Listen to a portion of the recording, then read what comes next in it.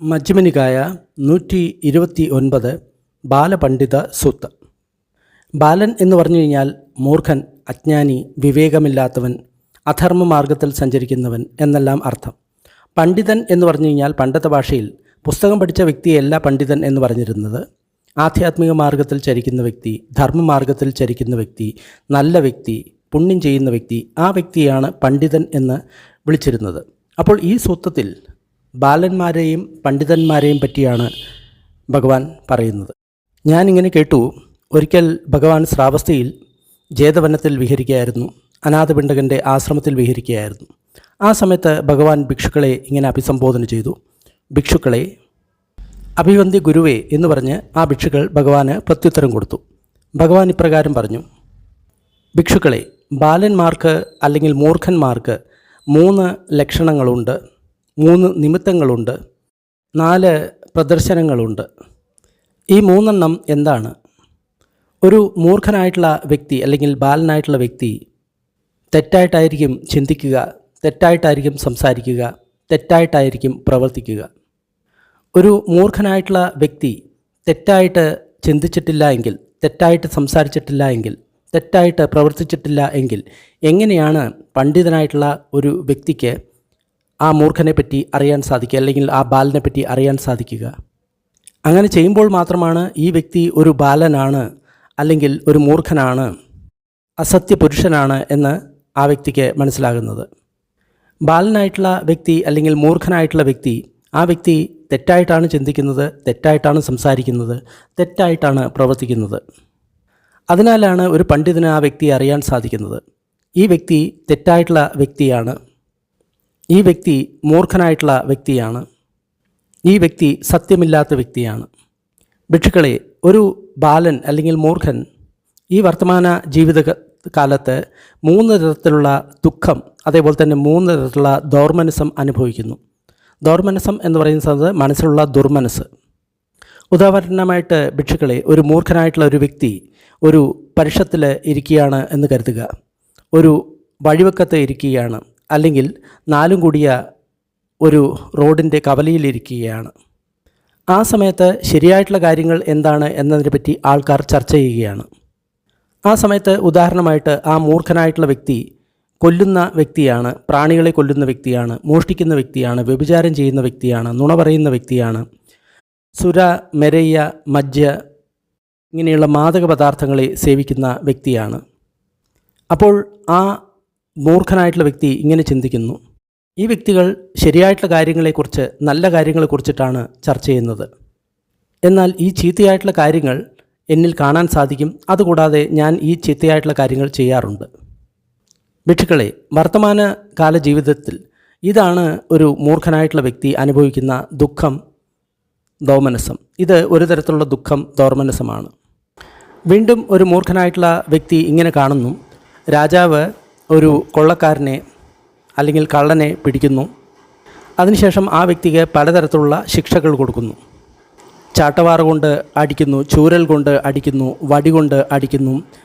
ആ കൊള്ളക്കാരൻ്റെ കാലിനെയോ കയ്യിനെയോ മുറിക്കുന്നു, അല്ലെങ്കിൽ കാലിനെയും കയ്യിനെയും ഒരുമിച്ച് മുറിക്കുന്നു. കാതിനെയും മൂക്കിനെയും മുറിക്കുന്നു, അല്ലെങ്കിൽ രണ്ടിനെയും ഒരുമിച്ച് മുറിക്കുന്നു. പിന്നെ പലതരത്തിലുള്ള ശിക്ഷാവിധികൾ ഒരു രാജാവിൻ്റെ കാലത്ത് നടപ്പുണ്ടായിരുന്നു. അത് എന്താണെന്ന് എക്സാക്റ്റായിട്ട് അറിയില്ല, അതിൻ്റെ ഇംഗ്ലീഷ് വാക്യങ്ങൾ ഞാൻ പറയാം. Porridge pot, shell shave, Rahu's mouth, garland of fire, burning hand, bulrush twist, bark dress, antelope, meat hook, coin, caustic pickle, twisting bar, straw mat. ആ വ്യക്തിയുടെ തിളച്ച എണ്ണകൾ ഒഴിക്കുന്നു. ആ വ്യക്തിയെ പട്ടികൾക്ക് തിന്നാൻ കൊടുക്കുന്നു. ജീവിച്ചിരിക്കുമ്പോൾ തന്നെ കുന്തം കൊണ്ട് കുത്തിക്കൊല്ലുന്നു, അല്ലെങ്കിൽ തലയെ വെട്ടിമാറ്റുന്നു. അപ്പോൾ ആ മൂർഖനായിട്ടുള്ള വ്യക്തി ഇങ്ങനെ ചിന്തിക്കുന്നു: ഈ തരത്തിലുള്ള കർമ്മങ്ങൾക്ക് രാജാവ് പലതരത്തിലുള്ള ശിക്ഷകളാണ് കൊടുക്കുന്നത്. ഈ കാര്യങ്ങൾ എന്നിലും ഉണ്ട്, അതുകൂടാതെ എന്നിൽ പ്രകടമാകുകയും ചെയ്യുന്നുണ്ട്. ഈ രാജാവിന് എന്നെപ്പറ്റി അറിയുകയാണെങ്കിൽ എനിക്കും ഇതേ തരത്തിലുള്ള ശിക്ഷകളായിരിക്കും തരുന്നത്. ഇതാണ് മൂർഖനായിട്ടുള്ള ഒരു വ്യക്തി ഈ വർത്തമാനകാലത്തിൽ അനുഭവിക്കുന്ന 2ാമത്തെ തരത്തിലുള്ള ദുഃഖവും ദൗർമനസവും. വീണ്ടും മൂർഖനായിട്ടുള്ള ഒരു വ്യക്തി ഒരു ചെയറിലിരിക്കുകയാണ്, അല്ലെങ്കിൽ ബെഡിലിരിക്കുകയാണ്, അല്ലെങ്കിൽ താഴെ ഇരിക്കുകയാണ്. അപ്പോൾ ആ വ്യക്തിയുടെ പൂർവ്വകർമ്മങ്ങൾ, ശരീരത്തിൻ്റെ, വാണിയുടെ, മനസ്സിൻ്റെ ദുഷ്കർമ്മങ്ങൾ ആ വ്യക്തിയെ അമർത്തുന്നു, ആ വ്യക്തിയുടെ മേൽ സ്വാധീനം ചെലുത്തുന്നു, ആ വ്യക്തിയെ സമ്മർദ്ദം ചെലുത്തുന്നു. ഈ കാര്യങ്ങൾ നമ്മൾ പലപ്പോഴും കണ്ടിട്ടുണ്ടാകും. ഒരു ദുഷ്കർമ്മം ചെയ്യുന്ന ഒരു വ്യക്തിക്ക് സ്വസ്ഥമായിട്ട് ഒരു ഭാഗത്ത് ഇരിക്കാൻ സാധിക്കില്ല. അതായത് നമ്മൾ ആ വ്യക്തിയോട് ഒന്നും പറയേണ്ട, സ്വസ്ഥമായിട്ട് ഒരു ഭാഗത്ത് ഇരിക്കാൻ പറഞ്ഞു കഴിഞ്ഞാൽ ആ വ്യക്തിക്ക് തീർച്ചയായിട്ടും കഴിയില്ല. അതിൻ്റെ കാരണം എന്താണെന്ന് വെച്ച് കഴിഞ്ഞാൽ പൂർവ്വ ദുഷ്കർമ്മങ്ങൾ ആ വ്യക്തിയുടെ മനസ്സിൽ ഒരുപാട് പ്രശ്നങ്ങൾ ഉണ്ടാക്കാറുണ്ട്. അതിനാലാണ് ആ വ്യക്തി തുടർച്ചയായിട്ട് മൊബൈൽ നോക്കുക, അല്ലെങ്കിൽ ടി വി കാണുക, അല്ലെങ്കിൽ മദ്യം കുടിക്കുക, അങ്ങനെയുള്ള ഏതെങ്കിലും ഒരു കാര്യത്തിൽ ഏർപ്പെട്ട് കഴിഞ്ഞാൽ മാത്രമേ ആ പഴയ ദുഷ്ചരിത്രത്തിൻ്റെ ചിന്തകളിൽ നിന്ന് ആ വ്യക്തിക്ക് ഒഴിവാക്കാൻ സാധിക്കുകയുള്ളൂ. അതാണ് ആ വ്യക്തിക്ക് ധ്യാനിക്കാൻ ഇരിക്കാൻ സാധിക്കാതിരിക്കുന്നത്. അതിനെ പറ്റിയിട്ടാണ് ഇവിടെ പറയുന്നത്. ഇത് ഒരു വലിയ പർവ്വതത്തിൻ്റെ നിഴലിനെ പോലെയാണ്. സൂര്യൻ അസ്തമിക്കുന്ന സമയത്ത് ആ നിഴൽ ഭൂമിയിൽ പതിക്കുന്നു, ആ നിഴൽ ഭൂമിയിൽ കിടക്കുന്നു. ഇതുപോലെ തന്നെയാണ് ഭിക്ഷുക്കളെ. ഒരു മൂർഖനായിട്ടുള്ള വ്യക്തി ഒരു ചെയറിലിരിക്കുന്ന സമയത്ത്, ബെഡിലിരിക്കുന്ന സമയത്ത്, അല്ലെങ്കിൽ താഴെ ഇരിക്കുന്ന സമയത്ത് അവരുടെ പൂർവ്വകർമ്മങ്ങൾ, മനസ്സിൻ്റെ, വാക്കിൻ്റെ, പ്രവൃത്തിയുടെ ദുഷ്കർമ്മങ്ങൾ അവരുടെ മേൽ സ്വാധീനം ചെലുത്തുന്നു, അവരുടെ മേൽ സമ്മർദ്ദം ചെലുത്തുന്നു, അവരുടെ മേൽ എല്ലാ സമയത്തും തൂങ്ങി നിൽക്കുന്നു. അപ്പോൾ ആ മൂർഖനായിട്ടുള്ള വ്യക്തി ഇങ്ങനെ ചിന്തിക്കുന്നു, ഇത് വളരെ കഷ്ടമാണ്, ഞാൻ ഒരിക്കലും നല്ല കാര്യങ്ങൾ ചെയ്തിട്ടില്ല, കുശല കാര്യങ്ങൾ ചെയ്തിട്ടില്ല, അതുമൂലം എനിക്ക് സുരക്ഷിതനായിരിക്കാൻ സാധിക്കുന്നതാണ്, പക്ഷേ ആ കാര്യങ്ങളൊന്നും ഞാൻ ചെയ്തിട്ടില്ല. അതുകൂടാതെ ഞാൻ പാപകരങ്ങളായിട്ടുള്ള, വളരെ ദുഷ്കരമായിട്ടുള്ള, ജീവനെടുക്കുന്ന കാര്യങ്ങളാണ് ചെയ്തിട്ടുള്ളത്. ഞാൻ മരിക്കുന്ന സമയത്ത് ഞാൻ ദുഷ്കർമ്മങ്ങൾ ചെയ്യുന്ന വ്യക്തികളുടെ സ്ഥലത്തേക്കായിരിക്കും പോവുക. അത് കാരണം അവർ ദുഃഖിതരാകുന്നു, ഉറക്കെ കരയുന്നു, അവരുടെ നെഞ്ചത്തടിച്ച് കരയുന്നു, മോഹാലസ്യത്തിൽ വീഴുന്നു. ഇതാണ് വർത്തമാനകാലത്തിൽ ഒരു മൂർഖൻ അനുഭവിക്കുന്ന ദുഃഖവും ദോർമനസ്സുവും. വാക്കുകൊണ്ടും മനസ്സുകൊണ്ടും പ്രവൃത്തി കൊണ്ടും ദുഷ്ചരിതങ്ങൾ ചെയ്തതിനാൽ അവർ ശരീരം ഉപേക്ഷിക്കുന്ന സമയത്ത് മരണശേഷം അവർ അധോഗതിയിലായിരിക്കും ജനിക്കുക, തെറ്റായിട്ടുള്ള, ചീത്തയായിട്ടുള്ള ഒരു സ്ഥലത്തായിരിക്കും ജനിക്കുക, അല്ലെങ്കിൽ നരകലോകത്തിലായിരിക്കും ജനിക്കുക. അവരെപ്പറ്റി പറയുകയാണെങ്കിൽ ഇങ്ങനെ പറയുന്നതായിരിക്കും ശരി, ഇത് വളരെ ഇഷ്ടമില്ലാത്ത കാര്യമാണ്, ആഗ്രഹിക്കാത്ത കാര്യമാണ്, അനുകൂലമല്ലാത്ത കാര്യമാണ്, നരകത്തിലെ സ്ഥിതി അത്ര മോശമാണ് എന്ന് നമ്മൾക്ക് പറയേണ്ടി വരും. അത് ഇത്ര നരകമാണ്, ഇത്ര കഷ്ടകരമാണ്, അതിനാൽ നരകത്തിലെ ആ ജീവിതത്തെപ്പറ്റി ഉപമ കൊടുക്കുക എന്ന് പറയുന്നത് അത്ര എളുപ്പമല്ല, വളരെ ദുഷ്കരമാണ്. ഭഗവാൻ പറഞ്ഞപ്പോൾ ഭിക്ഷുക്കളിൽ ഒരാൾ ഭഗവാനോട് ഇങ്ങനെ പറഞ്ഞു, എന്നിരുന്നാലും ബന്ദേ, അതിന് ഒരു ഉപമ തരാൻ സാധിക്കുമോ? തീർച്ചയായിട്ടും ഭിക്ഷു എന്ന് ഭഗവാൻ പ്രത്യുത്തരം കൊടുത്തു. ഉദാഹരണമായിട്ട് രാജാവിൻ്റെ ആൾക്കാർ ഒരു കൊള്ളക്കാരനെ, കൊള്ളയടിക്കുന്ന വ്യക്തിയെ, കള്ളനെ രാജാവിൻ്റെ മുന്നിൽ ഹാജരാക്കുന്നു. എന്നിട്ടിങ്ങനെ പറയുന്നു, ദേവ, ഈ വ്യക്തി ഒരു കള്ളനാണ്, കൊള്ളക്കാരനാണ്, താങ്കൾക്ക് ആഗ്രഹമുള്ള രീതിയിൽ ഈ വ്യക്തിയെ താങ്കൾക്ക് ശിക്ഷിക്കാവുന്നതാണ്. അപ്പോൾ രാജാവ് ഇങ്ങനെ പറയും, ഭടന്മാരെ പോകൂ, രാവിലെ ഈ വ്യക്തിയെ 100 കുന്തങ്ങൾ കൊണ്ട് കുത്തുക. അപ്പോൾ രാജാവിൻ്റെ ഭടന്മാർ അദ്ദേഹം ആജ്ഞാപിച്ച പ്രകാരം ചെയ്യുന്നു. അപ്പോൾ ഉച്ചയ്ക്ക് രാജാവ് ഇങ്ങനെ ചോദിക്കുന്നു, ഭടന്മാരെ, ആ വ്യക്തി ഇപ്പോൾ എങ്ങനെയുണ്ട്? അപ്പോൾ അവർ പറയും, ദേവ, ആ വ്യക്തി ഇപ്പോഴും ജീവിക്കുന്നുണ്ട്. അപ്പോൾ രാജാവ് ഇങ്ങനെ പറയും, ഭടന്മാരെ പോകൂ, ഉച്ചയ്ക്ക് ആ വ്യക്തിയെ വീണ്ടും 100 കുന്തങ്ങൾ കൊണ്ട് കുത്തുക. അപ്പോൾ ആ ഭടന്മാർ രാജാവ് ആജ്ഞാപിച്ച പ്രകാരം തന്നെ ചെയ്യുന്നു. ഉച്ച കഴിഞ്ഞ് രാജാവ് അവരോട് ഇങ്ങനെ പറയുന്നു, ഭടന്മാരെ, ആ വ്യക്തി ഇപ്പോൾ എന്ത് ചെയ്യുന്നു? അപ്പോൾ ഭടന്മാർ പറയും, ദേവ, ആ വ്യക്തി ഇപ്പോഴും ജീവിച്ചിരിക്കുന്നുണ്ട്. അപ്പോൾ രാജാവ് ഇങ്ങനെ പറയും, ഭടന്മാരെ പോകൂ, ആ വ്യക്തിയെ വൈകിട്ട് 100 കുന്തങ്ങൾ കൊണ്ട് കുത്തുക. രാജാവിൻ്റെ ഭടന്മാർ അദ്ദേഹം ആജ്ഞാപിച്ച പ്രകാരം തന്നെ ചെയ്യുന്നു. ഭിക്ഷുക്കളെ, താങ്കൾ എന്താണ് കരുതുന്നത്? ആ വ്യക്തിക്ക് 300 കുന്തങ്ങൾ കൊണ്ട് കുത്തുന്നത് കൊണ്ട് ദുഃഖവും ദോർമനസ്സവും ഉണ്ടാകുന്നില്ലേ? അത് അനുഭവിക്കുന്നില്ലേ? അപ്പോൾ ഭിക്ഷുക്കൾ പറഞ്ഞു, ബന്ദേ, ആ വ്യക്തി ഒരു കുന്തം കൊണ്ട് കുത്തിയാൽ തന്നെ ഒരുപാട് ദുഃഖവും ദോർമനസ്സവും ആ വ്യക്തിക്ക് ഉണ്ടാകും. പിന്നെ 300 കുന്തങ്ങൾ കൊണ്ട് കുത്തിക്കഴിഞ്ഞാൽ ആ വ്യക്തിയുടെ അവസ്ഥ പറയാനുണ്ടോ? അതിനുശേഷം ഭഗവാൻ തൻ്റെ കയ്യിൻ്റെ അത്രയും വലിപ്പമുള്ളൊരു കല്ലെടുക്കുന്നു. എന്നിട്ട് ഭിക്ഷുക്കളോട് ഇങ്ങനെ പറയുന്നു, ഭിക്ഷുക്കളെ, നിങ്ങൾ എന്താണ് വിചാരിക്കുന്നത്? ഏതാണ് വലുത്? എൻ്റെ കയ്യിലിരിക്കുന്ന കല്ലാണോ വലുത്, അതോ ഹിമാലയം ആണോ വലുത്? പർവ്വതങ്ങളുടെ രാജാവായിട്ടുള്ള ഹിമാലയമാണോ വലുത്? ബന്ദേ, താങ്കളുടെ കയ്യിലിരിക്കുന്ന കല്ല് വളരെ ചെറുതാണ്. ഹിമാലയമായിട്ട് തുലനം ചെയ്യുന്ന സമയത്ത് അത് വളരെ ചെറുതാണ്. ഹിമാലയമായിട്ട് തുലനം ചെയ്യുന്ന സമയത്ത് അതിൻ്റെ ഒരു അംശം പോലും ഇല്ല. ഇതുമായിട്ട് ഹിമാലയത്തെ ഒരിക്കലും നമുക്ക് തുലനം ചെയ്യാൻ സാധിക്കില്ല. ഭിക്ഷുക്കളെ, അതുപോലെ തന്നെയാണ് ഈ കാര്യവും. നരകത്തിലെ ദുഃഖം എന്ന് പറയുന്നത്, ദൗർമനസം എന്ന് പറയുന്നത് 300 കുന്തങ്ങൾ കൊണ്ട് കൊളുത്തുന്ന സമയത്ത് ആ വ്യക്തിക്കുണ്ടാകുന്ന ദുഃഖത്തേക്കാൾ ദൗർമനസ്യത്തേക്കാൾ വളരെ കൂടുതലാണ്. നരകവുമായിട്ട് നമ്മൾക്ക് അതിനെ ഒരിക്കലും താരതമ്യം ചെയ്യാൻ സാധിക്കില്ല. അതിനേക്കാൾ കഷ്ടകരമാണ് നരകത്തിലെ കാര്യം. നരകത്തിലെ ഭടന്മാർ ആ വ്യക്തിയെ 5 തരത്തിലുള്ള ശിക്ഷയ്ക്ക് വിധേയമാക്കുന്നു. അവർ ചൂട് പിടിച്ചിട്ടുള്ള ലോഹം ആ വ്യക്തിയുടെ കയ്യിലും കാലുകളിലും കുത്തിക്കയറ്റുന്നു. എന്നിട്ട് മറ്റൊന്ന് നെഞ്ചത്ത് കുത്തിക്കയറ്റുന്നു. അപ്പോൾ ആ വ്യക്തി വളരെ കഠിനകരമായിട്ടുള്ള, ദുഃഖകരമായിട്ടുള്ള, വേദനാജനകമായിട്ടുള്ള ദുഃഖവേദന അനുഭവിക്കുന്നു. എന്നാൽ അവർ ചെയ്തിട്ടുള്ള ചീത്ത കർമ്മങ്ങൾ നശിക്കുന്നതുവരെ അവർ ഒരിക്കലും മരിക്കുന്നില്ല. നരകത്തിലെ ഭടന്മാർ ആ വ്യക്തിയെ താഴ്ത്തെറിഞ്ഞുകൊണ്ട് മഴുകൊണ്ട് വെട്ടി നുറുക്കുന്നു. ആ വ്യക്തിയെ തലകീഴായിട്ട് കെട്ടിത്തൂക്കിക്കൊണ്ട് അറക്കവാൾ കൊണ്ട് അറക്കുന്നു. ആ വ്യക്തിയെ ഒരു രഥത്തിൽ കെട്ടുന്നു. എന്നിട്ട് ജ്വലിച്ചുകൊണ്ടിരിക്കുന്ന വളരെ ചൂടുള്ള സ്ഥലത്തുകൂടി മുന്നോട്ടും പിന്നോട്ടും ഓടിക്കുന്നു. ആ ഭടന്മാർ ആ വ്യക്തിയെ ഒരു വലിയ പർവ്വതത്തിൻ്റെ മുകളിലേക്ക് കയറ്റുന്നു, താഴെ ഇറക്കുന്നു. ആ പർവ്വതം കൽക്കരി പോലെ കത്തുകയാണ്. അതിലെപ്പോഴും തീയുണ്ട്. ജ്വലിച്ചുകൊണ്ടിരിക്കുന്ന പർവ്വതമാണ്.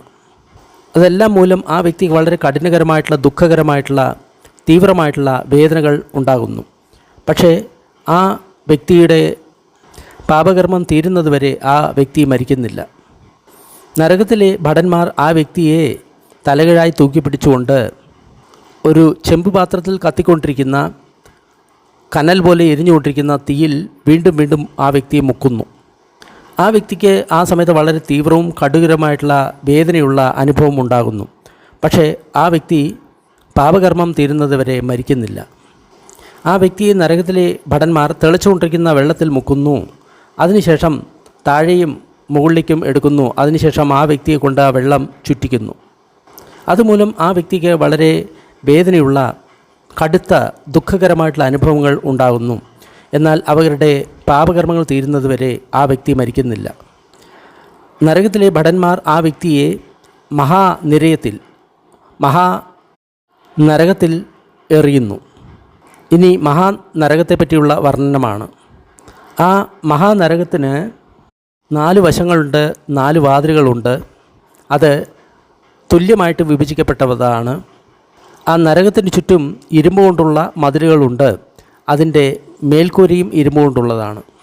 അതിൻ്റെ തറയും ഇരുമ്പ് കൊണ്ടുള്ളതാണ്. അതിൽ ഭയങ്കരമായിട്ടുള്ള അഗ്നി എല്ലാ സമയത്തും കത്തിക്കൊണ്ടിരിക്കുന്നു. അതിൽ ചൂട് 100 യോജനകൾക്ക് അപ്പുറം വരെ എത്തുന്നതാണ്. എനിക്ക് നരകത്തെപ്പറ്റി കൂടുതൽ കാര്യങ്ങൾ പറയാൻ സാധിക്കും. എന്നാൽ നരകത്തിലെ ദുഃഖങ്ങളെപ്പറ്റി പറഞ്ഞു തീർക്കുക എന്ന് പറയുന്നത് അത്ര എളുപ്പമല്ല. ഭിക്ഷുക്കളെ, പുല്ലുകളെ തിന്നുന്ന മൃഗങ്ങൾ ഇവിടെയുണ്ട്. അവർ പുതിയതും ഉണങ്ങിയതുമായിട്ടുള്ള പുല്ലുകളെ തൻ്റെ പല്ലുകൾ കൊണ്ട് കടിച്ചു തിന്നുന്നു. ഭിക്ഷുക്കളെ, ഏത് മൃഗങ്ങളാണ് പുല്ലുകൾ തിന്നുന്നത്? ആനകൾ, കുതിരകൾ, പശുക്കൾ, കഴുതകൾ, ആടുകൾ, മാനുകൾ, അതേപോലെ തന്നെയുള്ള മൃഗങ്ങൾ. ഒരു വ്യക്തി ധാരാളമായിട്ട് ഭക്ഷണം കഴിക്കുന്നു, അതേപോലെ തന്നെ ദുഷ്കർമ്മം ചെയ്യുന്നു എങ്കിൽ ആ വ്യക്തിയുടെ ശരീരം വിടുന്ന സമയത്ത്, ആ വ്യക്തി മരിക്കുന്ന സമയത്ത് ആ വ്യക്തി ഈ പുല്ലുകളെ തിന്നുന്ന മൃഗങ്ങളുടെ ഇടയിൽ പോയിട്ട് ജനിക്കുന്നു. ഭിക്ഷുക്കളെ, മലം തിന്നുന്ന മൃഗങ്ങൾ ഇവിടെയുണ്ട്. മലത്തിൻ്റെ മണം കേൾക്കുന്ന സമയത്ത് അവർ ആ മലത്തിൻ്റെ അടുത്തേക്ക് ഓടുന്നു. ഇങ്ങനെ വിചാരിക്കുന്നു, അതിനെ ഞങ്ങൾ ഭക്ഷിക്കും, അതിനെ ഞങ്ങൾ ഭക്ഷിക്കും. ഇത് ബ്രാഹ്മണനെ പോലെയാണ്. ബ്രാഹ്മണൻ യജ്ഞ ആഹുതിയിൽ കത്തിച്ചിട്ടുള്ള ഭക്ഷണത്തിൻ്റെ മണം കേട്ട് കഴിഞ്ഞ് കഴിഞ്ഞാൽ അതിനടുത്തേക്ക് ആ ബ്രാഹ്മണൻ ഇങ്ങനെ ഓടുന്നു. അപ്പോൾ ആ ബ്രാഹ്മണൻ ഇങ്ങനെ ചിന്തിക്കുന്നു, ഞാൻ അതിനെ ഭക്ഷിക്കും, ഞാൻ അതിനെ ഭക്ഷിക്കും. ഭിക്ഷുക്കളെ, അതുപോലെ തന്നെയാണ് ചില മൃഗങ്ങളുണ്ട്, അത് മലത്തെയാണ് ഭക്ഷിക്കുന്നത്. മലത്തിൻ്റെ ഗന്ധം കിട്ടുന്ന സമയത്ത് തന്നെ അവർ ആ മലത്തിൻ്റെ അടുത്തേക്ക് ഓടുന്നു. എന്നിട്ട് ഇങ്ങനെ വിചാരിക്കുന്നു, ഞാൻ ആ മലത്തെ ഭക്ഷിക്കും, ഞാൻ ആ മലത്തെ ഭക്ഷിക്കും. ഭിക്ഷുക്കളെ, ഏത് മൃഗങ്ങളാണ് മലത്തെ ഭക്ഷിക്കുന്നത്? കോഴികൾ, പന്നികൾ, നായ്ക്കൾ, കുറുക്കന്മാർ, അതേപോലെ തന്നെ മറ്റുള്ള മൃഗങ്ങൾ. ഏതൊരു മൂർഖനായിട്ടുള്ള വ്യക്തി ഇവിടെ ധാരാളമായിട്ട് ഭക്ഷിക്കുന്നുവോ, അതേപോലെ തന്നെ അകുശല ധർമ്മങ്ങൾ ചെയ്യുന്നുവോ, ആ വ്യക്തി മരണശേഷം മലങ്ങൾ ഭക്ഷിക്കുന്ന മൃഗങ്ങളുടെ യോനിയിൽ പോയിട്ട് ജനിക്കുന്നു. ഭിക്ഷുക്കളെ, ഇവിടെ ചില മൃഗങ്ങളുണ്ട്, അവർ അന്ധകാരത്തിൽ തന്നെയാണ് ജനിക്കുന്നത്, അവിടെ തന്നെയാണ് ജീവിക്കുന്നത്, അവിടെ തന്നെയാണ് മരിക്കുന്നത്. ഭിക്ഷുക്കളെ, ഏതൊരു മൃഗങ്ങളാണ് അന്ധകാരത്തിൽ ജനിക്കുന്നത്, അവിടെ ജീവിക്കുന്നത്, അന്ധകാരത്തിൽ തന്നെ മരിക്കുന്നത്? ഈച്ചകൾ, പുഴുക്കൾ, മണ്ണിരകൾ, അതേപോലെ തന്നെയുള്ള ജീവികൾ. ഏതെങ്കിലും മൂർഖനായിട്ടുള്ള വ്യക്തി ഇവിടെ ധാരാളമായിട്ട് ഭക്ഷിക്കുന്നുണ്ട്, അതേപോലെ തന്നെ അകുശല ധർമ്മങ്ങൾ ചെയ്യുന്നുണ്ട് എങ്കിൽ മരണശേഷം ആ വ്യക്തി ഇരുട്ടിൽ ഈ ജീവികളുടെ ഒപ്പമായിരിക്കും ജനിക്കുക, അതിനൊപ്പമായിരിക്കും ജീവിക്കുക, അതിൽ തന്നെ ആയിരിക്കും മരിക്കുക.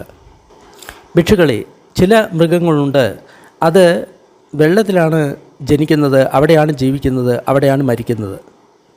ഭിക്ഷുക്കളെ, ഏത് പ്രാണികളാണ് ജലത്തിൽ ജനിക്കുന്നത്, അവിടെ തന്നെ ജീവിക്കുന്നത്, അവിടെ തന്നെ മരിക്കുന്നത്? മീനുകൾ, മുതലകൾ, ആമകൾ, അതേപോലെ തന്നെയുള്ള മറ്റുള്ള മൃഗങ്ങൾ. മൂർഖനായിട്ടുള്ള വ്യക്തി, ധാരാളം ഭക്ഷണം കഴിക്കുന്ന വ്യക്തി, ആ വ്യക്തി ഇവിടെ ദുഷ്കർമ്മങ്ങൾ ചെയ്യുന്നു. മരണശേഷം ആ വ്യക്തി വെള്ളത്തിൽ തന്നെ ജനിക്കുന്നതും ജീവിക്കുന്നതും മരിക്കുന്നതുമായിട്ടുള്ള പ്രാണികളുടെ ലോകത്ത് പോയിട്ട് ജനിക്കുന്നു. ഭിക്ഷുക്കളെ, ചില പ്രാണികൾ മാലിന്യക്കൂമ്പാരത്തിലാണ് ജനിക്കുന്നത്, ജീവിക്കുന്നത്, മരിക്കുന്നത്. ഭിക്ഷുക്കളെ, ഏത് ജീവികളാണ് മാലിന്യക്കൂമ്പാരത്തിൽ ജനിക്കുന്നത്, ജീവിക്കുന്നത്, മരിക്കുന്നത്? ഭിക്ഷുക്കളെ, ചില പ്രാണികൾ ചീഞ്ഞുകൊണ്ടിരിക്കുന്ന മീനുകളിൽ ജനിക്കുന്നു, ജീവിക്കുന്നു, അവിടെ തന്നെ മരിക്കുന്നു. അതേപോലെ തന്നെ ചീഞ്ഞുകൊണ്ടിരിക്കുന്ന മൃതശരീരങ്ങളിൽ ജനിക്കുന്നു, ജീവിക്കുന്നു, അവിടെ തന്നെ മരിക്കുന്നു. ചില ജീവികൾ പഴകിയ കഞ്ഞിയിലായിരിക്കും ജനിക്കുക, ജീവിക്കുക, മരിക്കുക. ചില ജീവികൾ അഴുക്ക് ജലത്തിലായിരിക്കും ജനിക്കുക, ജീവിക്കുക, മരിക്കുക. മൂർഖനായിട്ടുള്ള വ്യക്തി, ദുഷ്കർമ്മങ്ങൾ ചെയ്യുന്ന വ്യക്തി, ആ വ്യക്തി ഇവിടെ ഒരുപാട് ദുഷ്കർമ്മങ്ങൾ ചെയ്യുന്നു. അതുമൂലം അഴുക്കിൽ ജീവിക്കുന്ന പ്രാണികൾക്ക് ഒപ്പം ആ വ്യക്തി ജീവിക്കുന്നു, അവിടെ തന്നെ ആ വ്യക്തി ജനിക്കുന്നു, ജീവിക്കുന്നു, മരിക്കുന്നു. ഭിക്ഷുക്കളെ, മൃഗത്തിൻ്റെ ലോകത്തെപ്പറ്റി എനിക്ക് ഒരുപാട് കാര്യങ്ങൾ പറയാനുണ്ട്. എത്ര തന്നെ പറഞ്ഞു കഴിഞ്ഞാലും മൃഗങ്ങളുടെ ലോകത്തിലെ ദുഃഖത്തെയും ദൗർമനസ്യത്തെയും പറ്റി പറയുക അത്ര എളുപ്പമല്ല. ഭിക്ഷുക്കളെ, നിങ്ങൾ ഇങ്ങനെ ചിന്തിക്കുക, ഒരു വ്യക്തി ഒരു കടിഞ്ഞാണിനെ, ഒറ്റ തുളയുള്ള ഒരു കടിഞ്ഞാണിനെ സമുദ്രത്തിൽ ഇടുകയാണ് എന്ന് വിചാരിക്കുക. കിഴക്ക് നിന്ന് വരുന്ന കാറ്റ് അതിനെ പടിഞ്ഞാറോട്ട് ഒഴുക്കി കൊണ്ടുപോകുന്നു, പടിഞ്ഞാറ് നിന്ന് വരുന്ന കാറ്റ് അതിനെ കിഴക്കോട്ട് ഒഴുക്കി കൊണ്ടുപോകുന്നു, വടക്കുന്ന് വരുന്ന കാറ്റ് അതിനെ തെക്കോട്ട് ഒഴുക്കുന്നു, തെക്കിന്ന് വരുന്ന കാറ്റ് ആ കടിഞ്ഞാണിനെ വടക്കോട്ട് ഒഴുക്കുന്നു. ആ സമുദ്രത്തിൽ ഒറ്റ കണ്ണുള്ള ഒരു ആമയുണ്ട് എന്ന് കരുതുക. ആ ആമ 100 വർഷങ്ങളിൽ ഒരിക്കലായിരിക്കും പുറത്തു വരിക. ഭിക്ഷുക്കളെ, നിങ്ങൾ എന്താണ് കരുതുന്നത്? ആ ആമയ്ക്ക് എപ്പോഴെങ്കിലും തൻ്റെ കഴുത്തിനെ ആ കടിഞ്ഞാണിൽ കുരുക്കാൻ സാധിക്കുമോ? ഇല്ല ബന്ധേ. അഥവാ കുരുങ്ങുകയാണെങ്കിൽ തന്നെ വളരെയധികം സമയത്തിന് ശേഷമായിരിക്കും കുരുങ്ങുക. ഭിക്ഷുക്കളെ, ആ ഒറ്റ കണ്ണുള്ള ആമയുടെ കഴുത്ത് ആ കടിഞ്ഞാണിൽ കുരുങ്ങാൻ എളുപ്പമാണ്. എന്നാൽ അധോഗതിയിൽ അല്ലെങ്കിൽ നരകത്തിൽ വീണുള്ള മൂർഖനായിട്ടുള്ള ഒരു വ്യക്തിക്ക് വീണ്ടും മനുഷ്യജീവൻ ലഭിക്കാൻ അതിനേക്കാളും ബുദ്ധിമുട്ടാണ് എന്ന് ഞാൻ പറയുന്നു. അത് എന്തുകൊണ്ടാണ്? എന്തെന്നാൽ ഭിക്ഷുക്കളെ, ആ ലോകത്തിൽ ധർമ്മചര്യ അല്ലെങ്കിൽ ധർമ്മമായിട്ടുള്ള ജീവിതം ഇല്ല, ശീലമില്ല. കുശലവും പുണ്യകരവുമായിട്ടുള്ള കാര്യങ്ങൾ ചെയ്യാനുള്ള സാധ്യത ആ ലോകത്ത് ഒട്ടും തന്നെ ഇല്ല. അവർ പരസ്പരം ആ ലോകത്ത് മറ്റുള്ള ജീവികളെ ഭക്ഷിക്കുകയാണ് ചെയ്യുന്നത്. ദുർബലരായിട്ടുള്ള മൃഗങ്ങളെ ബലമുള്ള മൃഗങ്ങൾ പിടിച്ചു തിന്നുന്നു. എന്നിരുന്നു കഴിഞ്ഞാലും ഉദാഹരണത്തിന് മൂർഖനായിട്ടുള്ള ഒരു വ്യക്തി വളരെ കാലങ്ങൾക്ക് ശേഷം വീണ്ടും മനുഷ്യലോകത്തിൽ വന്ന് ജനിക്കുകയാണ് എന്ന് കരുതുക. അപ്പോൾ ആ വ്യക്തി ഒരു നീചകുലത്തിലായിരിക്കും ജനിക്കുക. ശവദാഹം നടത്തുന്ന കുടുംബം, വേട്ടയാടുന്ന കുടുംബം, മുളകൾ കൊണ്ട് സാധനങ്ങൾ ഉണ്ടാക്കുന്ന കുടുംബം, രഥങ്ങൾ ഉണ്ടാക്കുന്ന കുടുംബം, അല്ലെങ്കിൽ അഴുക്കുകൾ വാരുന്ന കുടുംബം. അത്തരം കുടുംബങ്ങൾ വളരെ ദരിദ്രമാണ്. അവർക്ക് ഭക്ഷിക്കാനോ അതേപോലെ തന്നെ കുടിക്കാനോ ഒന്നും തന്നെ ഇല്ല. അവരുടെ ജീവിതം വളരെ ദുസ്സഹമാണ്. അവർക്ക് ഭക്ഷണവും താമസ സ്ഥലവും കിട്ടുന്നതിന് വളരെ ബുദ്ധിമുട്ടാണ്. അതുകൂടാതെ അവർ വിരൂപരായിരിക്കും, കാണാൻ ഒട്ടും തന്നെ സൗന്ദര്യം ഇല്ലാത്തവരായിരിക്കും, അംഗവൈകല്യം വന്നിട്ടുള്ളവരായിരിക്കും, രോഗമുള്ളവരായിരിക്കും, ഒറ്റക്കണ്ണുള്ളവരായിരിക്കും, നടക്കാൻ സാധിക്കാത്ത വ്യക്തികളായിരിക്കും, മുടന്തുള്ള വ്യക്തികളായിരിക്കും, പകുതി പക്ഷ ആഘാതം പിടിച്ചിട്ടുള്ള വ്യക്തികളായിരിക്കും. അവർക്ക് ഭക്ഷണമോ പാനീയമോ വസ്ത്രമോ വാഹനങ്ങളോ പൂമാലകളോ സുഗന്ധദ്രവ്യങ്ങളോ ആഭരണങ്ങളോ കിടക്കയോ അതേപോലെ തന്നെ വീടോ ദീപമോ ഒന്നും തന്നെ ലഭിക്കുകയില്ല. അവർ വീണ്ടും തൻ്റെ ശരീരം വാണി മനസ്സുകൊണ്ട് ദുഷ്കർമ്മങ്ങൾ ചെയ്യുന്നു.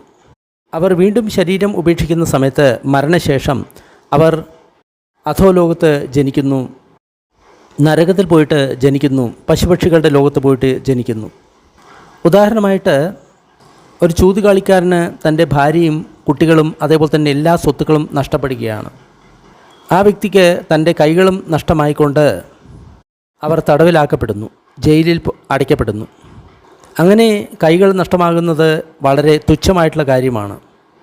ആ മൂർഖനായിട്ടുള്ള വ്യക്തി മനസ്സുകൊണ്ടും വാക്കുകൊണ്ടും ശരീരം കൊണ്ടും ദുഷ്പ്രവൃത്തികൾ ചെയ്യുന്നതിനാൽ ശരീരം ഉപേക്ഷിക്കുന്ന സമയത്ത് മരണശേഷം ആ വ്യക്തി അധോഗതിയിൽ, നരകത്തിൽ, അതേപോലെ തന്നെ കഷ്ടതയുള്ള സ്ഥലത്തായിരിക്കും ജനിക്കുക. ഭിക്ഷുക്കളെ, ഇതാണ് ഒരു മൂർഖൻ്റെ എല്ലാ തരത്തിലുമുള്ള ജീവിത രീതി. ഇനി ഭഗവാൻ പണ്ഡിതന്മാരെ പറ്റി അല്ലെങ്കിൽ ധർമ്മമാർഗത്തിൽ സഞ്ചരിക്കുന്നവരെ പറ്റി പറയുകയാണ്. ഭിക്ഷുക്കളെ, ഒരു പണ്ഡിതന് ഈ 3 ലക്ഷണങ്ങൾ, ഈ 3 നിമിത്തങ്ങൾ അല്ലെങ്കിൽ 3 കാര്യങ്ങൾ ഒരു പണ്ഡിതൻ പ്രദർശിപ്പിക്കും. ഇവിടെ പണ്ഡിതൻ എന്ന് പറഞ്ഞു കഴിഞ്ഞാൽ പുസ്തകങ്ങൾ വായിച്ചിട്ടുള്ള വ്യക്തിയല്ല, ധർമ്മമാർഗത്തിൽ സഞ്ചരിക്കുന്ന വ്യക്തി, നല്ല വ്യക്തി, പുണ്യകർമ്മങ്ങൾ ചെയ്യുന്ന വ്യക്തി, അതാണ് അർത്ഥമാക്കേണ്ടത്. ആ 3 കാര്യങ്ങൾ എന്തൊക്കെയാണ്? പണ്ഡിതനായിട്ടുള്ള വ്യക്തി നല്ല കാര്യങ്ങളെ ചിന്തിക്കുകയുള്ളൂ, നല്ല കാര്യങ്ങളെ പറയുകയുള്ളൂ, നല്ല കാര്യങ്ങളെ ചെയ്യുകയുള്ളൂ. ഒരു പണ്ഡിതനായിട്ടുള്ള വ്യക്തി ശരിയായിട്ടുള്ള രീതിയിലാണ് ചിന്തിക്കുന്നത്, സംസാരിക്കുന്നത്, പ്രവർത്തിക്കുന്നത്. അതുകൊണ്ടാണ് ഒരു പണ്ഡിതന് ആ വ്യക്തിയെ ഇങ്ങനെ മനസ്സിലാക്കാൻ സാധിക്കുന്നത്. ഈ വ്യക്തി ഒരു പണ്ഡിതനാണ്, സത്യമുള്ള വ്യക്തിയാണ്. ഒരു പണ്ഡിതനായിട്ടുള്ള വ്യക്തി ശരിയായിട്ടുള്ള രീതിയിലാണ് ചിന്തിക്കുന്നത്, ശരിയായിട്ടുള്ള രീതിയിലാണ് സംസാരിക്കുന്നത്, ശരിയായിട്ടുള്ള രീതിയിലാണ് പ്രവർത്തിക്കുന്നത്. അതുകൊണ്ടാണ് ഒരു പണ്ഡിതനായ വ്യക്തിക്ക് ആ വ്യക്തിയെ ഇങ്ങനെ മനസ്സിലാക്കാൻ സാധിക്കുന്നത്. ഈ വ്യക്തി പണ്ഡിതനാണ്, സത്യമുള്ള വ്യക്തിയാണ്. ഭിക്ഷുക്കളെ, ഒരു പണ്ഡിതനായിട്ടുള്ള വ്യക്തി ഈ വർത്തമാന ജീവിതത്തിൽ 3 സുഖവും സൗമനസ്സവും അനുഭവിക്കുന്നു. സൗമനസ്സം എന്ന് പറയുന്ന സമയത്ത് മനസ്സിലുണ്ടാകുന്ന സുഖത്തെയാണ് സൗമനസ്സം എന്ന് പറയുന്നത്. സുഖം എന്ന് പറയുന്നത് ശരീരത്തിലുണ്ടാകുന്ന സുഖം. ഉദാഹരണമായിട്ട് ഭിക്ഷുക്കളെ, ഒരു പണ്ഡിതനായിട്ടുള്ള വ്യക്തി ഒരു സഭയിലിരിക്കുകയാണ്, റോഡിനരികിൽ ഇരിക്കുകയാണ്, അല്ലെങ്കിൽ ഒരു കവലയിൽ ഇരിക്കുകയാണ്. ആ സമയത്ത് കുറച്ച് ആൾക്കാർ ശരിയായിട്ടുള്ള കാര്യങ്ങളെക്കുറിച്ച്, പുണ്യകാര്യങ്ങളെക്കുറിച്ച് ചർച്ച ചെയ്യുകയാണ്. അപ്പോൾ ആ പണ്ഡിതനായിട്ടുള്ള വ്യക്തി, ആ വ്യക്തി ഒരിക്കലും പ്രാണികളെ കൊല്ലുന്നില്ല, മോഷ്ടിക്കുന്നില്ല, വ്യഭിചരിക്കുന്നില്ല, നുണ പറയുന്നില്ല, അതേപോലെ തന്നെ മദ്യം, സുര, മെരയ്യ തുടങ്ങിയിട്ടുള്ള മാദക പദാർത്ഥങ്ങളൊന്നും ഉപയോഗിക്കുന്നില്ല.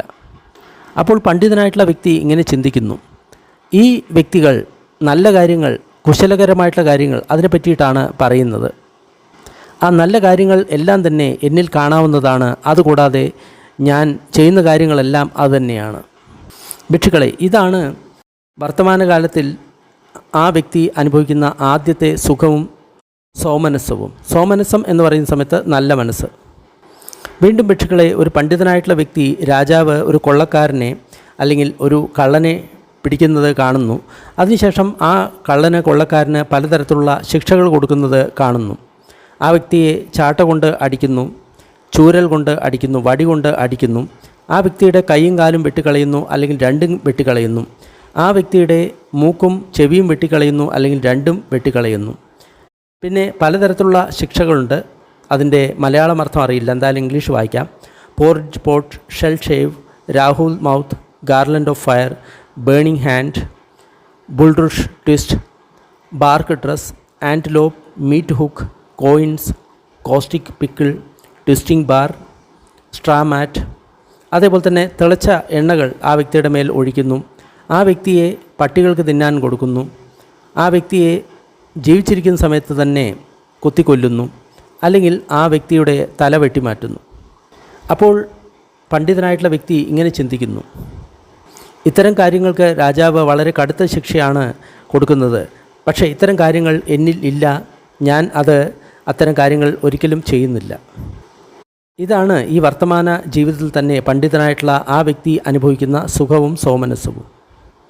വീണ്ടും ഭിക്ഷുക്കളെ, പണ്ഡിതനായിട്ടുള്ള ഒരു വ്യക്തി ഒരു ചെയറിൽ ഇരിക്കുകയാണ്, അല്ലെങ്കിൽ ബെഡിൽ ഇരിക്കുകയാണ്, അല്ലെങ്കിൽ താഴെ ഇരിക്കുകയാണ്. അപ്പോൾ അവരുടെ പഴയ പൂർവ്വകർമ്മങ്ങൾ, നല്ല കർമ്മങ്ങൾ, മനസ്സ്, വാണി, ശരീരം കൊണ്ടുള്ള നല്ല കർമ്മങ്ങൾ അവരുടെ പുറത്ത് തൂങ്ങിക്കിടക്കുന്നു. അവരുടെ മുകളിൽ അവരിൽ സമ്മർദ്ദം ചെലുത്തുന്നു. അവരുടെ മുകളിൽ അത് എപ്പോഴും ഇരിക്കുന്നു. ഇത് ഒരു വലിയ പർവ്വതത്തിൻ്റെ നിഴൽ പോലെയാണ്. സൂര്യൻ അസ്തമിക്കുന്ന സമയത്ത് ആ നിഴൽ ഭൂമിയിൽ കിടക്കുന്നു. ഭൂമിയിൽ ആ നിഴൽ കാണാവുന്നതാണ്. അതുപോലെ തന്നെയാണ് ഭിക്ഷുക്കളെ, ഒരു പണ്ഡിതനായിട്ടുള്ള വ്യക്തി, ആ വ്യക്തി ചെയറിലിരിക്കുകയാണെങ്കിലും ബെഡിലിരിക്കുകയാണെങ്കിലും താഴെ ഇരിക്കുകയാണെങ്കിലും അവരുടെ പഴയകാല കർമ്മങ്ങൾ, മനസ്സ്, വാണി, ശരീരം കൊണ്ടുള്ള നല്ല കർമ്മങ്ങൾ ആ വ്യക്തിയുടെ മുകളിൽ തൂങ്ങിക്കിടക്കുന്നു. ആ വ്യക്തിയുടെ മേൽ സമ്മർദ്ദം ചെലുത്തുന്നു. അപ്പോൾ പണ്ഡിതനായിട്ടുള്ള വ്യക്തി ഇങ്ങനെ വിചാരിക്കുന്നു, തീർച്ചയായിട്ടും ഞാൻ പാപകരമായിട്ടുള്ള, അകുശലമായിട്ടുള്ള, പ്രാണികളുടെ ജീവൻ എടുക്കുന്ന ജോലികൾ ഒന്നും തന്നെ ചെയ്തിട്ടില്ല. ഞാൻ കുശലമായിട്ടുള്ള, പുണ്യകരമായിട്ടുള്ള, എനിക്ക് സംരക്ഷണം തരുന്ന കർമ്മങ്ങൾ മാത്രമാണ് ചെയ്തിട്ടുള്ളത്. അപ്പോൾ ഞാൻ മരിക്കുകയാണെങ്കിൽ ഞാൻ ഇത്തരം കാര്യങ്ങൾ ചെയ്യുന്നവരുടെ ലോകത്ത് തന്നെയായിരിക്കും പോയിട്ട് ജനിക്കുക. അതിനാൽ അവർ ദുഃഖിക്കുന്നില്ല, കരയുന്നില്ല, അവരുടെ നെഞ്ചത്തടിച്ച് കരയുന്നില്ല, മോഹാലസ്യപ്പെടുന്നില്ല. ഇത് ഈ വർത്തമാനകാല ജീവിതത്തിൽ തന്നെ പണ്ഡിതനായിട്ടുള്ള വ്യക്തി അനുഭവിക്കുന്ന മൂന്നാമത്തെ തരത്തിലുള്ള സുഖവും സൗമനസ്സവും ആണ്. അവർ അവരുടെ ശരീരം ഉപേക്ഷിക്കുന്ന സമയത്ത് മരണശേഷം അവർ നല്ല സ്ഥലത്ത് സ്വർഗത്തിൽ ആയിരിക്കും പോയിട്ട് ജനിക്കുന്നത്. ഏതെങ്കിലും കാര്യത്തെപ്പറ്റി ഇങ്ങനെ പറയേണ്ടി വരികയാണ്, ഇത് വളരെ നല്ലതാണ്, ആഗ്രഹത്തിന് അനുകൂലമാണ്, നമ്മൾക്ക് വളരെ ഇഷ്ടമാണ്, അങ്ങനെ പറയുകയാണെങ്കിൽ അത് സ്വർഗത്തിനെ പറ്റിയിട്ടാണ് അതിനെ പറയേണ്ടി വരുന്നത്. എന്തെന്നാൽ സ്വർഗത്തെപ്പറ്റി ഒരു ഉപമ കൊടുക്കുക, സ്വർഗത്തിൻ്റെ സുഖത്തെപ്പറ്റി ഒരു ഉപമ കൊടുക്കുക എന്ന് പറയുന്നത് വളരെ ദുഷ്കരമാണ്. ഭഗവാൻ ഇങ്ങനെ പറഞ്ഞപ്പോൾ ഒരു ഭിക്ഷു ഭഗവാനോട് ഇങ്ങനെ ചോദിച്ചു, ബന്ദേ, ഒരു ഉപമ തരാൻ സാധിക്കുമോ? അപ്പോൾ ഭഗവാൻ പറഞ്ഞു, തീർച്ചയായിട്ടും ഭിക്ഷു, ഇതിന് ഒരു ഉപമയുണ്ട്. ഉദാഹരണമായിട്ട് ഒരു രാജാവ് ഉണ്ട് എന്ന് കരുതുക. ആ രാജാവ് ഒരു ചക്രവർത്തിയാണ്. ആ രാജാവിന് 7 രത്നങ്ങളുണ്ട്, 4 അനുഗ്രഹങ്ങളുണ്ട്. അതുമൂലം ആ രാജാവിന് സുഖവും സോമനസ്സവും ഉണ്ടാകുന്നതാണ്. 7 രത്നങ്ങൾ ഏതൊക്കെയാണ്? ഭിക്ഷുക്കളെ, ഉപോസത്ത സമയത്ത് 15ാമത്തെ ദിവസം ഒരു ക്ഷത്രിയ രാജാവ് ആദ്യം കുളിക്കുന്നു. എന്നിട്ട് തൻ്റെ കൊട്ടാരത്തിൻ്റെ മുകൾ തട്ടിൽ പോകുന്നു. എന്നിട്ട് ഉപോസത്തം ചെയ്യുന്നു. അപ്പോൾ ചക്രരത്നം അദ്ദേഹത്തിന് മുന്നിൽ പ്രത്യക്ഷപ്പെടുന്നു. അതിൻ്റെ എല്ലാ ആരകളും, അതിൻ്റെ വളയവും എല്ലാം വളരെ കൃത്യമായിട്ട് നമുക്ക് കാണാൻ സാധിക്കുന്നതാണ്. ഇത് കാണുന്ന സമയത്ത് ആ ക്ഷത്രിയ രാജാവ് ഇങ്ങനെ ചിന്തിക്കുന്നു, ഞാൻ ഇങ്ങനെ കേട്ടിട്ടുണ്ട്, ദിവ്യമായിട്ടുള്ള ചക്രരത്നം ഒരു രാജാവിന് ദൃശ്യമാകുന്ന സമയത്ത് ആ രാജാവ് ഒരു ചക്രവർത്തിയായിട്ട് മാറാൻ സാധ്യതയുണ്ട്. അപ്പോൾ ഞാൻ ഒരു ചക്രവർത്തിയാണോ? അപ്പോൾ ആ ക്ഷത്രിയ രാജാവ് പൂജയ്ക്കുള്ള ഒരു പാത്രം തൻ്റെ ഇടത് കൈയിൽ പിടിച്ചുകൊണ്ട് വലത് കൈ കൊണ്ട് ആ ദിവ്യചക്രത്തിൽ വെള്ളം തളിക്കുന്നു. എന്നിട്ടിങ്ങനെ പറയുന്നു, ചക്രരത്നമേ ഉരുളുക, ചക്രരത്നമേ വിജയിക്കുക. അപ്പോൾ ആ ചക്രരത്നം കിഴക്ക് ദിശയിലേക്ക് ഉരുളുന്നു. അപ്പോൾ ആ രാജാവ് 4 തരത്തിലുള്ള സൈന്യമായിട്ട് അതിനെ പിന്തുടരുന്നു. ഏതൊരു സ്ഥലത്ത് ആ ചക്രരത്നം നിൽക്കുന്നുവോ അപ്പോൾ രാജാവ് തൻ്റെ സൈന്യങ്ങളുമായിട്ട് അവിടെ നിൽക്കുന്നു. ആ സമയത്ത് അദ്ദേഹത്തെ എതിർക്കുന്ന ഏതെങ്കിലും രാജാവ് കിഴക്ക് ഭാഗത്തുനിന്ന് ആ ചക്രവർത്തി രാജാവിൻ്റെ അടുത്ത് വരുന്നു. എന്നിട്ടിങ്ങനെ പറയുന്നു, വരൂ മഹാരാജാവേ, സ്വാഗതം. മഹാരാജാവേ, ഞങ്ങളെല്ലാം അങ്ങയുടേതാണ്. മഹാരാജാവേ, ഞങ്ങൾക്ക് നിർദ്ദേശം തരിക. അപ്പോൾ ആ ചക്രവർത്തി ഇങ്ങനെ അവരോട് പറയുന്നു, ഒരിക്കലും പ്രാണികളെ കൊല്ലരുത്, ഒരിക്കലും മോഷ്ടിക്കരുത്, ഒരിക്കലും വ്യഭിചരിക്കരുത്, ഒരിക്കലും നുണ പറയരുത്, ഒരിക്കലും മദ്യം കുടിക്കരുത്. ഇപ്പോൾ ഈടാക്കുന്ന ടാക്സ് തന്നെ ഈടാക്കുക. അപ്പോൾ കിഴക്ക് വശത്തു നിന്നുള്ള അദ്ദേഹത്തിൻ്റെ ശത്രുരാജാക്കന്മാർ അദ്ദേഹത്തിൻ്റെ അനുയായികളായിട്ട് തീരുന്നു.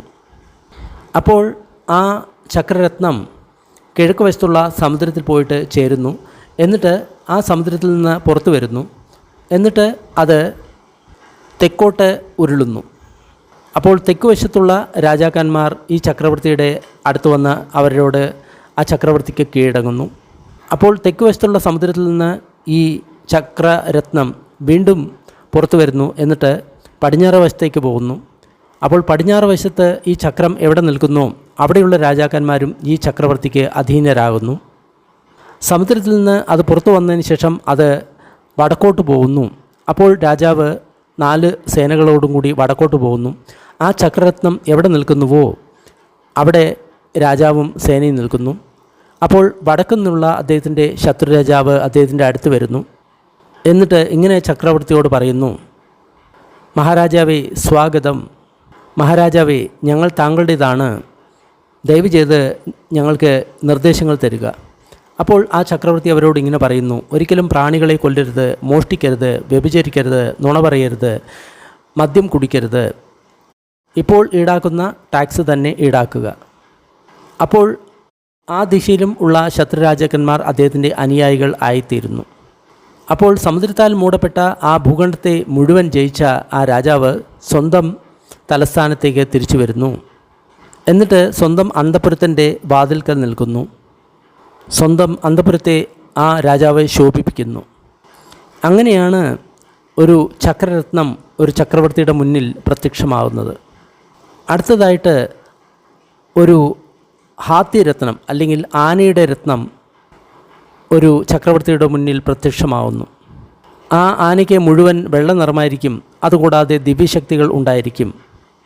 ആ ആനയുടെ 7 അംഗങ്ങൾ ഭൂമിയെ സ്പർശിക്കുന്നതാണ്. സബ്ബത്ത് എന്ന് പറയുന്ന ആനയുടെ രാജാവായിരിക്കും ആ ആന. ആ ആനയുടെ രത്നത്തെ കാണുന്ന സമയത്ത് ആ രാജാവിന് വളരെയധികം മനസ്സ് പ്രസന്നമാകുന്നു.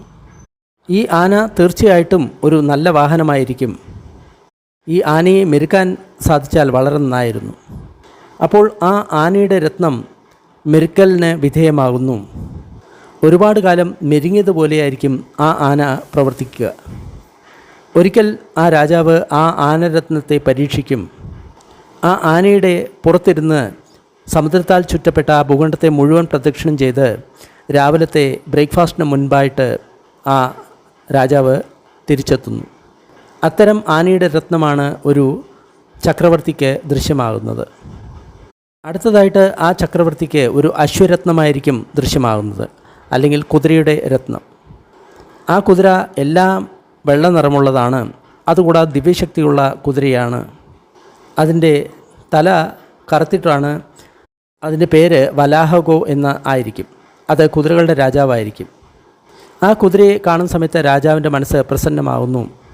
ഇത് തീർച്ചയായിട്ടും ഒരു നല്ല അശ്വരഥമായിരിക്കും, വാഹനമായിരിക്കും. ഈ അശ്വം തീർച്ചയായിട്ടും മെരുങ്ങുന്നതാണ്. അപ്പോൾ ആ അശ്വരത്നം പെട്ടെന്ന് തന്നെ മെരുങ്ങുന്നു. വളരെ കാലം മെരുങ്ങിയ ഒരു അശ്വത്തെ പോലെയായിരിക്കും ആ കുതിര പെരുമാറുന്നത്. ഒരിക്കൽ രാവിലെ ചക്രവർത്തി രാജാവ് ഈ കുതിരയുടെ പുറത്ത് ഇരിക്കും. എന്നിട്ട് സമുദ്രത്താൽ ചുറ്റപ്പെട്ട തൻ്റെ രാജ്യത്തെ ആകമാനം അതിലൂടെ ഓടിച്ചു കൊണ്ടുപോയി തിരിച്ച് ബ്രേക്ക്ഫാസ്റ്റ് ആകുന്ന സമയത്ത് തിരിച്ചെത്തും. ഇത്തരത്തിലുള്ള അശ്വരത്നമാണ് ആ ചക്രവർത്തി രാജാവിന് ദൃശ്യമാകുന്നത്. അടുത്തതായിട്ട് മണിരത്നമായിരിക്കും ആ ചക്രവർത്തിക്ക് ദൃശ്യമാകുക. അത് നല്ല ഒരു വൈഢൂര്യ രത്നമായിരിക്കും. അത് പ്രകൃതിയ വളരെ സുന്ദരമായിരിക്കും. 8 മുഖങ്ങളുള്ളതായിരിക്കും. നല്ല പോലെ ചെത്തി മിനുസപ്പെടുത്തിയിട്ടുള്ളതായിരിക്കും. ആ മണിരത്നത്തിൻ്റെ പ്രകാശം 1 യോജന വരെ എല്ലായിടത്തും പരക്കുന്നതാണ്. ഒരിക്കൽ ഈ ചക്രവർത്തി രാജാവ് ഈ മണിരത്നത്തെ പരിശോധിക്കാനായിട്ട് തൻ്റെ 4 തരത്തിലുള്ള സേനകളുമായിട്ട് പതാകയുടെ മുകളിൽ ഈ മണിരത്നം സ്ഥാപിച്ചുകൊണ്ട് ഇരുട്ടിൽ രാത്രി പുറത്തു പോകുന്നു. ആ സമയത്ത് രാജാവ് പോകുന്ന ഗ്രാമങ്ങളിലെ ആൾക്കാർ പുലർച്ചയായി എന്ന് കരുതിക്കൊണ്ട് അവർ അവരുടെ ജോലിക്ക് പോകാൻ തുടങ്ങുന്നു. അതായത് അത്ര പ്രകാശമുള്ള മണിരത്നമാണ് അത്. അത്തരത്തിലുള്ള മണിരത്നമാണ് രാജാവിൻ്റെ മുന്നിൽ പ്രകടമാകുന്നത്. അടുത്തതായിട്ട് രാജാവിൻ്റെ മുന്നിൽ പ്രകടമാകുന്നത് ഒരു സ്ത്രീരത്നമാണ്. ആ സ്ത്രീരത്നം വളരെ സുന്ദരിയായിരിക്കും, കാണാൻ വളരെ സൗന്ദര്യമുള്ള മനോഹരി ആയിരിക്കും. എല്ലാ തരത്തിലുള്ള സൗന്ദര്യവും ആ സ്ത്രീക്ക് ഉണ്ടായിരിക്കും. ആ സ്ത്രീ അധികം ഉയരമുള്ളവൾ അല്ല, അധികം ഉയരം ഇല്ലാത്തവളും അല്ല. കൂടുതൽ മെലിഞ്ഞതോ കൂടുതൽ തടിച്ചവളോ ആയിരിക്കില്ല. കൂടുതൽ കറുത്തതോ കൂടുതൽ വെളുത്തതോ ആയിരിക്കില്ല. ആ സ്ത്രീരത്നത്തിന് മനുഷ്യരെക്കാൾ സൗന്ദര്യമുണ്ടായിരിക്കും. ദേവതമാരുടെ സൗന്ദര്യം പോലെ ആയിരിക്കും.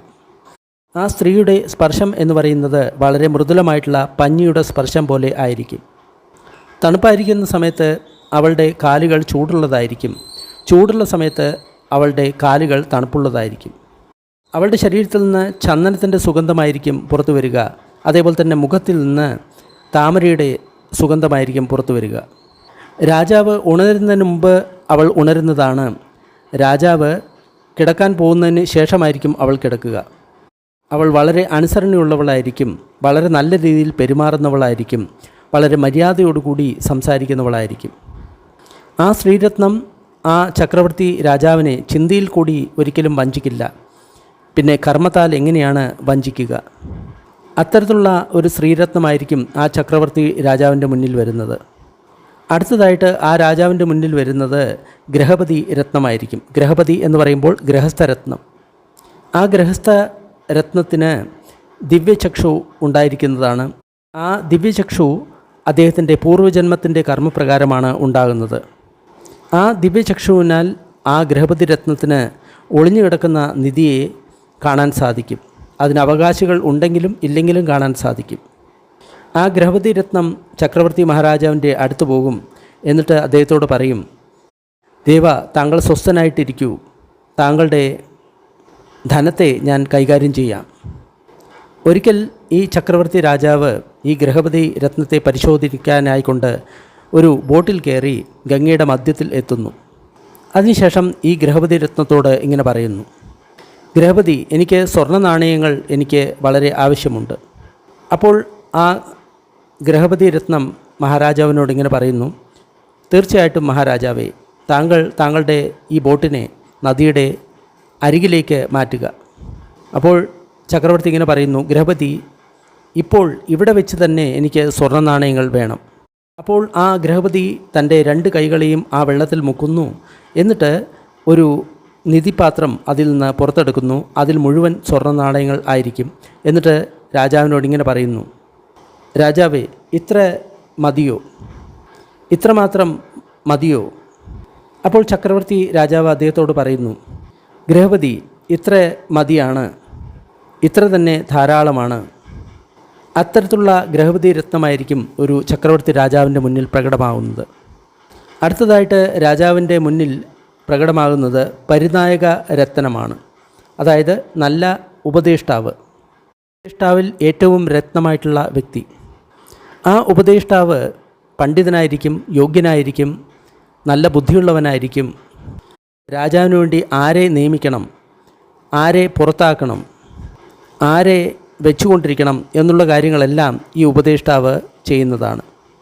അപ്പോൾ ഈ ഉപദേഷ്ടാവായിട്ടുള്ള രത്നം അല്ലെങ്കിൽ ആ വ്യക്തി ചക്രവർത്തി രാജാവിൻ്റെ അടുത്ത് പോകുന്നു. എന്നിട്ടിങ്ങനെ പറയുന്നു, ദേവ, താങ്കൾ ശാന്തനായിട്ട് ഇരിക്കുക, അനുശാസനത്തിൻ്റെ എല്ലാ കാര്യങ്ങളും ഞാൻ ചെയ്തുകൊള്ളാം. അത്തരത്തിലുള്ള ഒരു ഉപദേഷ്ടാവായിരിക്കും ചക്രവർത്തി മഹാരാജാവിൻ്റെ മുന്നിൽ പ്രകടമാകുന്നത്.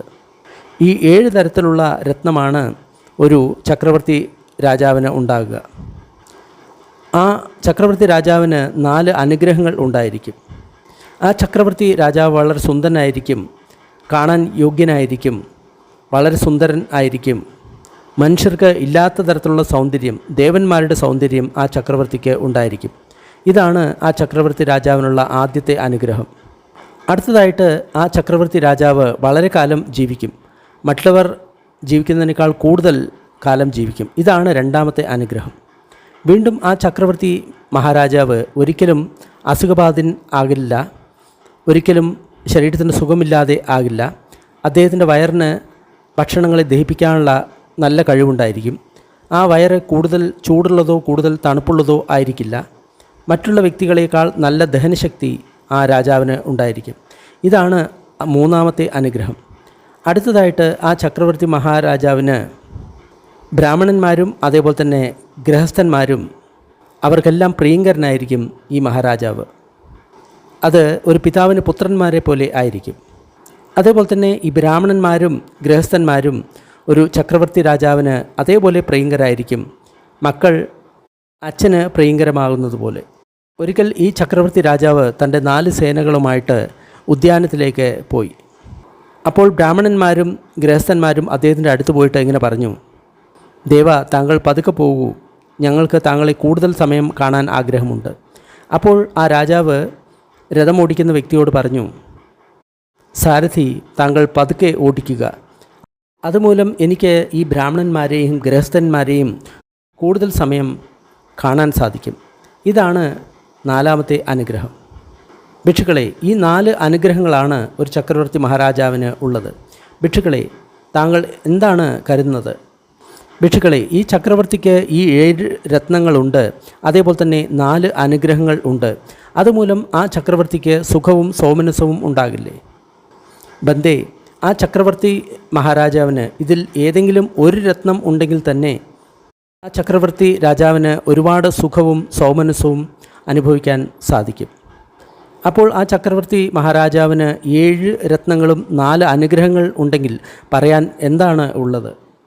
അപ്പോൾ ഭഗവാൻ തൻ്റെ കയ്യിൽ ഒരു ചെറിയ പാറകഷ്ണം എടുത്തു. എന്നിട്ട് ഭിക്ഷുക്കളോട് ഇങ്ങനെ പറഞ്ഞു, ഭിക്ഷുക്കളെ, നിങ്ങൾ ഇതിനെപ്പറ്റി എന്താണ് കരുതുന്നത്? ഏതാണ് വലുത്? എൻ്റെ കയ്യിലിരിക്കുന്ന ഈ പാറകഷ്ണമാണോ അതോ പർവ്വതങ്ങളുടെ രാജാവായിട്ടുള്ള ഹിമാലയമാണോ വലുത്?